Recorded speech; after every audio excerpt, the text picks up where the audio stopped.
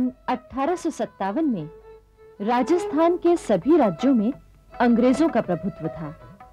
मारवाड़, मेवाड़, जयपुर, जोधपुर और कोटा में कंपनी के गवर्नर जनरल के प्रतिनिधि मौजूद थे। इन सब के ऊपर था एजेंट टू गवर्नर जनरल, जो अजमेर में रहता था।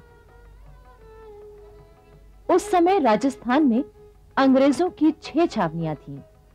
ये छावनियां नसीराबाद, नीमच, देवली, ब्यावर, एरनपुरा और खेरवाड़ा में स्थित थीं। इन छावनियों में 5000 भारतीय सैनिक थे।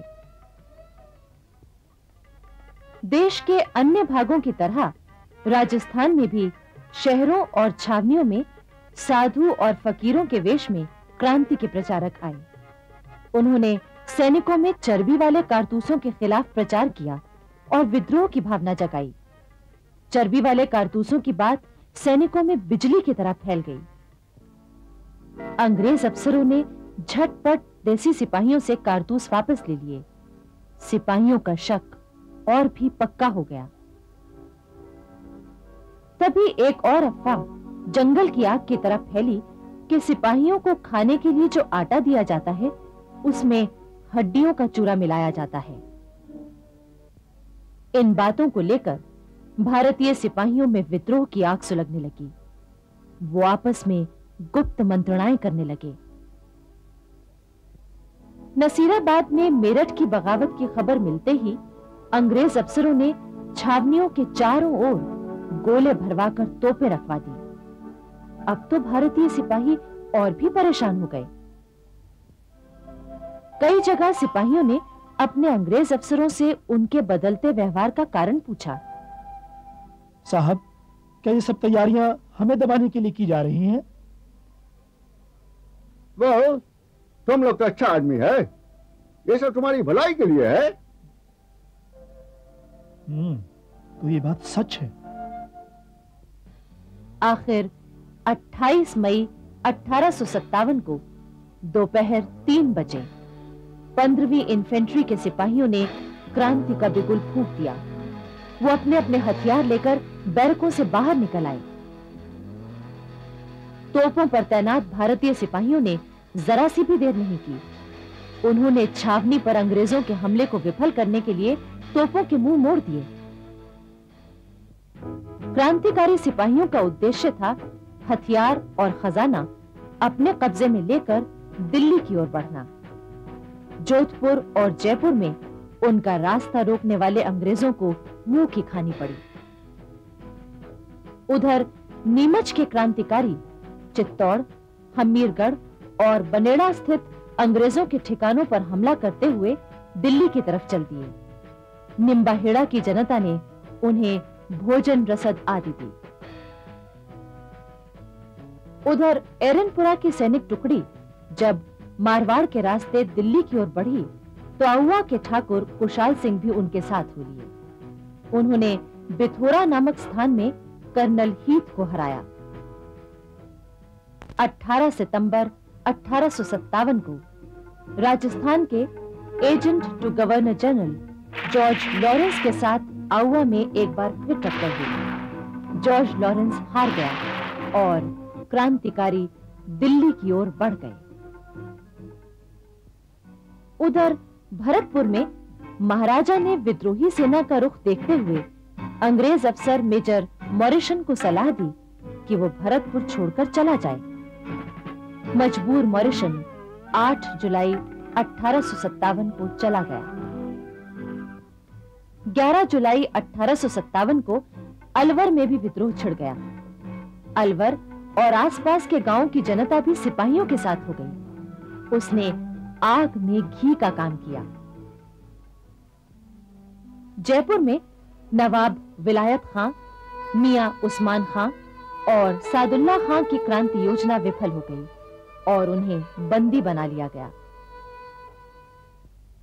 इसी समय टोंक की सेना ने भी विद्रोह कर दिया। नीमच से आए क्रांतिकारी सिपाहियों के साथ मिलकर नवाब से धन वसूल किया और फिर दिल्ली की ओर चल पड़े। मेवाड़ के असंतुष्ट सामंत गुप्त रूप से राजस्थान की क्रांतिकारी सेनाओं की लगातार मदद करते रहे। वहां विद्रोह भड़कने की पूरी आशंका थी। क्रांतिकारी सिपाही जब दिल्ली पहुंचे तो अंग्रेजी सेना ने दिल्ली पर घेरा डाला हुआ था। क्रांति दल ने पीछे से हमला बोल दिया। अंग्रेजों को हटना पड़ा। राजस्थान में सन 1857 की क्रांति का एक महत्वपूर्ण केंद्र था Kota. Political agent major Burton ने महाराव से कहा कि वो जयदयाल, रतनलाल और जियालाल नामक अधिकारियों को उसके हवाले कर दें। इस बात पर भारतीय सिपाहियों और अंग्रेजों में मारकाट छिड़ गई। मेजर बर्टन और उसके दोनों बेटे भी मारे गए। इतिहासकार लिखते हैं कि कोटा के क्रांतिकारी इतने जोश में थे कि उन्होंने मेजर बर्टन का सिर काटकर पूरे शहर में घुमाया। किंतु इसके बाद अंग्रेजों ने कोटा के विद्रोह को दबाने के लिए दमन चक्र चलाया। 1857 की क्रांति की लपटें सारे देश में बराबर फैलती जा रही थी। देश का मध्य भाग भी विद्रोह की आग में जलने लगा था। ग्वालियर, ललितपुर, छतरपुर, सागर, विजयराघवगढ़, रीवा, दमोह, जबलपुर, मंडला, रायपुर, रामगढ़ आदि जगहों पर क्रांति फैल गई। जबलपुर के पास पुरवा में राजा शंकर शाह ने अपनी कोठी से ही क्रांति संचालन की योजना बनाई थी। 52वीं रेजिमेंट के सिपाहियों का आना जाना बराबर बना हुआ था, किंतु किसी गद्दार ने यह बात अंग्रेजों तक पहुंचा दी। 14 सितंबर 1857 को कैप्टन क्लर्क ने अंग्रेज सिपाहियों के साथ राजा शंकर शाह और उनके बेटे रघुनाथ शाह को गिरफ्तार कर लिया। चटपट मुकदमा चला और दोनों बाप बेटे को अगले ही दिन तोपों से बांधकर उड़ा दिया गया। राजा शंकर शाह और उनके बेटे रघुनाथ शाह के बलिदान से सारे क्षेत्र में अंग्रेजों के प्रति घृणा फैल गई। भारतीय सिपाहियों ने उसी रात विद्रोह की घोषणा कर दी। इसी घटना से बेचैन होकर विजयराघवगढ़ के राजा सरयू प्रसाद ने भी विद्रोह की घोषणा कर दी। राजा सरयू प्रसाद की उम्र उस समय 17 साल की थी। उसके सिपाहियों ने अंग्रेजों के घोड़े छीन लिए। बाद में रीवा से अंग्रेज सेना आई। क्रांतिकारी सेना से युद्ध हुआ। पराजित होने के कारण राजा सरयू प्रसाद फकीर का वेश बनाकर वहां से निकल गए, परंतु अंग्रेजों ने उन्हें सन 1864 में गिरफ्तार कर लिया। जबलपुर में उन पर मुकदमा चला और काले पानी की सजा दी गई। किंतु राजा सरयू प्रसाद स्वाभिमानी व्यक्ति थे। उन्होंने आत्महत्या कर ली और इस तरह एक और स्वतंत्रता सेनानी शहीद हो गया।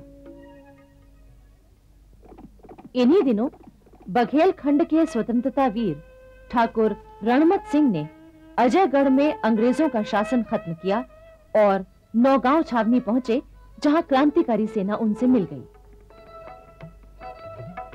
ठाकुर रणमत सिंह उस समय के क्रांतिकारी नेता तात्या टोपे और कुंवर सिंह से संपर्क बनाए हुए थे। ठाकुर रणमत सिंह का युद्ध केवल अंग्रेजों के खिलाफ ही नहीं था, बल्कि उन सभी राजाओं के खिलाफ भी था जो अंग्रेजों का साथ दे रहे थे। भिलसाई नामक स्थान पर उन्होंने जनरल केसरी सिंह को पराजित किया। फिर लेफ्टिनेंट ऑसबर्न की सेना से क्योटी के किले में भयंकर भिड़ंत हुई। अनेक भारतीय वीर शहीद हुए। ऑसबर्न मारा गया। विजयी ठाकुर रणमत सिंह रीवा में आकर अपने घावों का इलाज कराने लगे। अंग्रेजों ने रीवा के महाराजा रघुराज सिंह पर दबाव डाला कि वो रणमत सिंह को गिरफ्तार कराने में मदद करें।